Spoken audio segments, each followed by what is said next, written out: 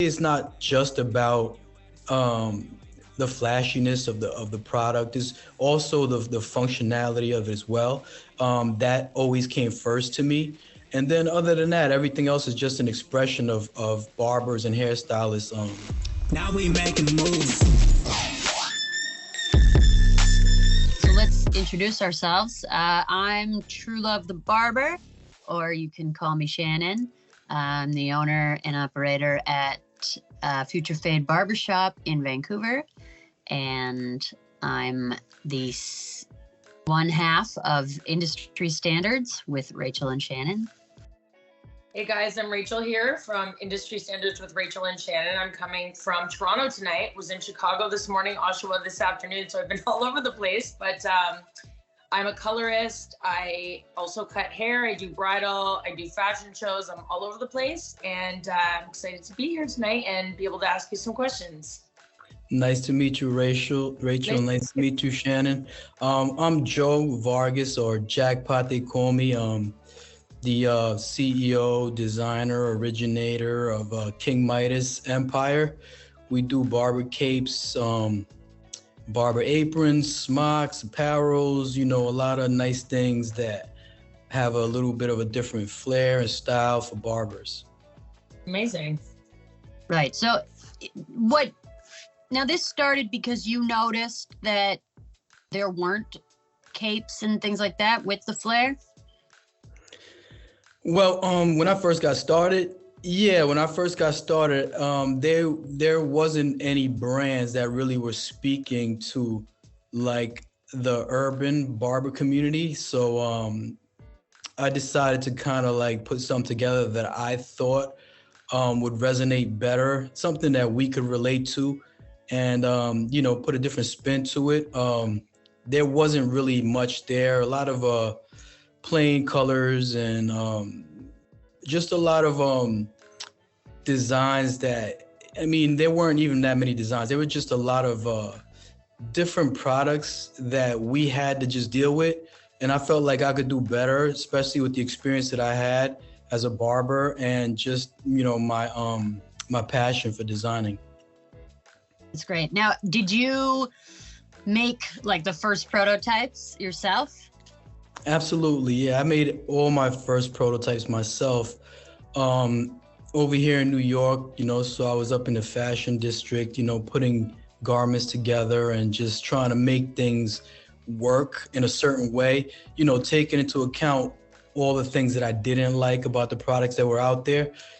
So just came with a few formulations, a little bit of trial and error, and then, you know, we dropped the first one, the King Midas the First, which is still probably the most popular one that's like everywhere, bootlegged and all types of craziness. But yeah, that was our first one, the black and gold. That's how you know you made it, when people are knocking off your shit. Yeah, I mean, it comes with the territory, you know, it's flattery, you know, so I was like, when I first started seeing that, that's when I knew that people were really digging the design. Right. And it started 2014, right? Yes, a long time ago, 2014, that's correct. How long were you cutting hair before this started? That's a good question. I would say about 12 to 15 years, you know, probably 12 in a shop, but a couple of years before that, just, you know, doing what us barbers do, hopping around, you know, cutting relatives, cutting friends. Is that how you got into barbering? You just started cutting your friend's hair? Did you go to hair school? Like, what's your background? I actually tried to go to cosmetology school because I wanted the dual license thing, but it wasn't no guys in there, you know. I felt a little awkward, so I had to go to a real hardcore barbering school. So that's how I got started. But really what made me want to cut hair is just me cutting my own hair, cutting my friend's hair. We didn't have a barbershop close by. So in the one barber shop that we did have, they were always very, very busy. So, you know, we were like, kind of like, they would pay me $10 here and there. You know, I would hook them up and experiment on them. And, you know, that became a passion. And then, you know, I decided to make it my thing. Where did the name King Midas come from? King Midas came from me feeling like I could put that golden touch to something that I felt really needed it. Like I said, a lot of the products we couldn't relate to them. So I wanted to put that spin to it that we all could relate to, but at the same time, like, showcase our passion for barbering and our, like, I guess, gratitude. So that's why I did the black and gold first, because I did feel like our clippers and like our tools and stuff, which I basically put on the design, I felt like those were a little bit overlooked, and at the same time they meant everything to us because that's the tools that we use to get to where we wanted to be. I really like your products. Like, I'll talk a little bit about my experience with, like, well, you sent me a few things to use, and the apron is the best apron I've ever used. So, Thank you. Yeah, I'm all sensitive. Like if the apron is like even kind of heavy, like a little bit, and it's like on my neck, like just that tiny bit of weight, I'm like, it's like ruining my day, and I can't cut without an apron. But yeah, the apron was like lightweight, and it just fit nice. Like it clips in the back, didn't go like around my neck and like hang off of my neck. So I really like that. But the capes, like the first time I ever saw them, I said I was out at a barber battle. Someone was selling them in a booth, and I bought like a couple sets. And then I went to another barber battle and I bought even more sets, like the apron and the cape matching set. And I thought it was so cool. So I would like use them for my photo shoots and take pictures and use them at work all the time. And then, but like what I noticed is it's not, I've always wanted nice capes like for myself to use, and I would buy some here and there. You'd see some that were kind of fun and like fashionable or whatever, but it was always like, you know, I'm a barber, so I would find aprons and stuff at beauty supplies, but they were always like kind of more hairstyling, like they were kind of more feminine. Yeah, they weren't really unisex. Yeah, exactly. But clients really like when you drape them over them, they're always like, ooh, this is fun. Yeah, that's the look that we aimed to create. You know, we aimed to create something that showcased our passion as well as something really, really good quality. So to me, it's not just about the flashiness of the product, is also the functionality of it as well. That always came first to me. And then other than that, everything else is just an expression of barbers and hairstylists, you know, of how we feel, and even just our mood, basically, on the cape or on the apron. It's always weird to me when I buy something and it's so clear that like a hair, like when I buy a new blow dryer and the button's in a place where it turns off as I'm blow drying, I'm like, how did nobody who actually does hair try this out, right? Like those little tiny things that like actually make such a difference, you know? Yes, I think that when it comes to design, it gets lost in the corporate world, and in kind of like, if you think about how we know our products, barbers and stylists, we're so intimate with them that we know the little flaws right from the gate. You know, we're like, okay, this doesn't feel right. This shouldn't be happening. So that's what I felt I was going to try to bring to the table, is our expertise, because we know our products probably better than a lot of the people that are manufacturing them.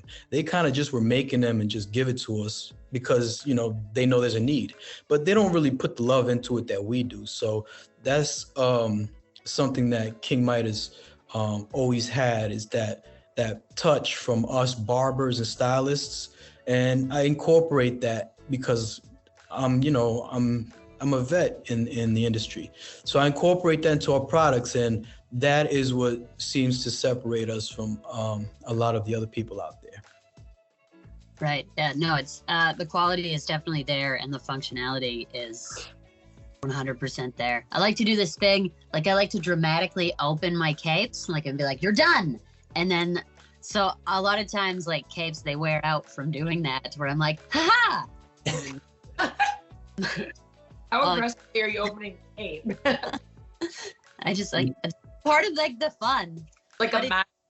I feel like everybody has something that they do with a cape. Like some people slap it before the person even gets in the chair. They'll just grab the cape and just, or some, like some people will try to drape it around you in a certain fashion, It's always something. What's your signature draping move? My best, I like to kind of like go in front of them with it and kind of like, and then just let it fall. Nice. I always do that. I see barbers doing all types of things, but or they'll slap the chair with the cape, or they'll just slap the air with it. Everybody got something different. Yeah. Amazing. Well, last time I checked, because now you've got the capes with the country, the flags on them and stuff.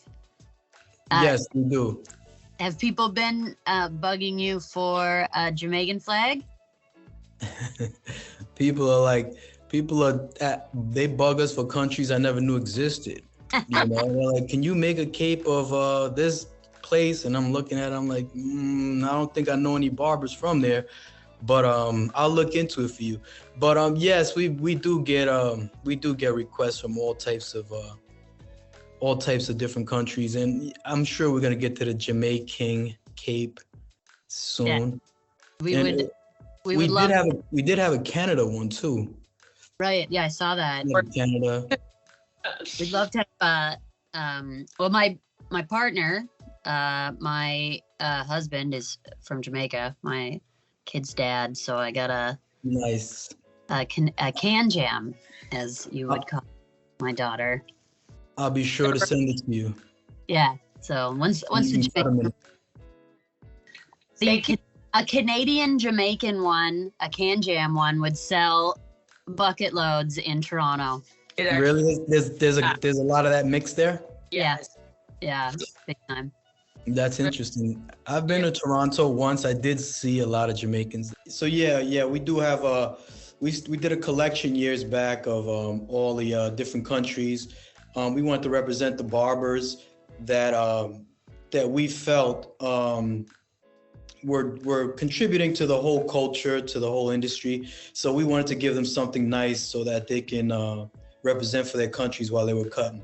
Yes, Jamaican cape definitely should be in the works. Sweet. And can you tell us what else is in the works in the future for King Midas? King Midas. Top secret. Well, for King Midas, we're always working, always trying to put together kind of like, I would say, innovative yet practical products. So we're just going to continue doing that as far as the apparel goes.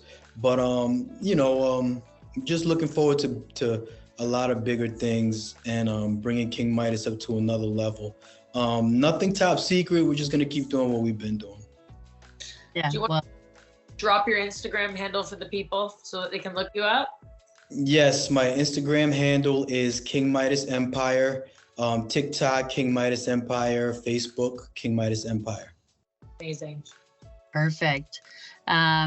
Yeah, so hopefully you'll be in Vancouver at some point and we can kick it.